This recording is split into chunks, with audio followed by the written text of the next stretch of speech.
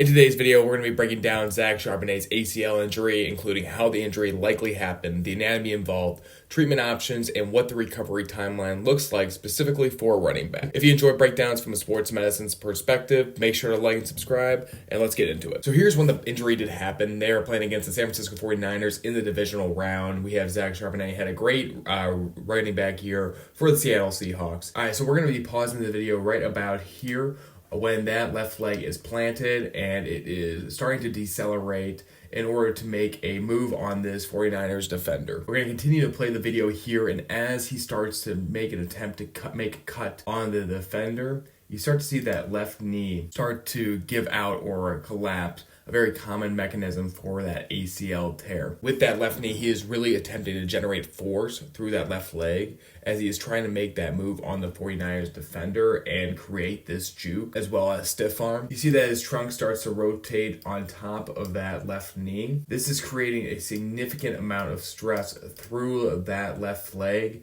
creating that valgus stress, which is a key component in creating an ACL injury. You can also tell that there is a significant amount of internal rotation at that femur on top of that tibia, with excessive amount of adduction as well at that thigh. With this combination of forces, and they exceed the tolerance of the tissue of the ACL, then it will create that tear, which happened to Zach.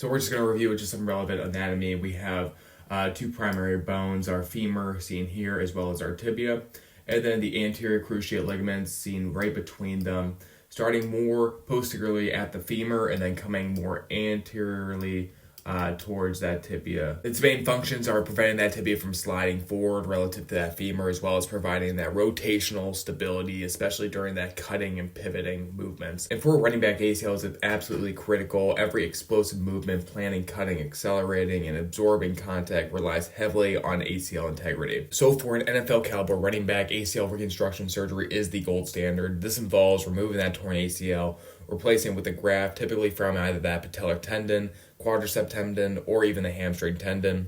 And surgery is usually performed once swelling subsides and range of motion is more restored, often within a few weeks of that injury. The true battle is the rehab after the surgery. Their rehabilitation and recovery timeline typically takes up to 9 to 12 months on average for NFL players to come back from ACL reconstruction surgery. For the first few months, from 0 to 3 months, it's focused on swelling control and regaining motion, the quad activation with basic strengthening, and walking normally again. After those months, from months 3 to 6, it's progressive strengthening, light running and straight line jogging, balance and neuromuscular training. With months 6 to 9, they're going to start to introduce more cutting, agility drills, and football specific movements, and then hopefully return to practice progression starts to begin. And then by month 9 to 12, full contact clearance does happen, as well as return to gain speed and confidence. So what does this mean for Zach Charbonnet? So the good news is obviously that modern ACL outcomes are excellent, and many NFL running backs do return to high-level play.